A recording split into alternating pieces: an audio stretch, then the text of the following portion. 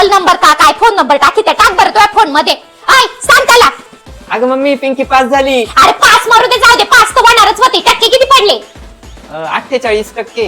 48? अरे नीट पाय, ते नंबर चुकला असेल, नीट जरा पाय. 84 ना? नाही नाही 48च आहे. 48? अरे देवा परमेश्वरा, काय बाई दिवे लावली या कार्टीनी. ये पाय आत्याचा फोन येऊ राहिला. धर बोल तूच. नाही मी नाही बोलणार. धर बोल तूच. तुम्हाला तर काही इज्जत नाहीये, पण माझी तरी ठेवायची ना. तूच बोल, सांग तिला किती मार्क पडले. हॅलो, हा बोला ना पवार बाई, काय म्हणत्या? काय तुमचा दादा पास झाला का? मग किती मार्क पडले तुमच्या दाद्याला? 95%? अरे बापरे, काय सांगू काय? हा झाली ना, आमची पिंकी बी पासच झाली. मार्क. हॅलो, आवाज नाही येते. हॅलो, आव नंतर फोन करते.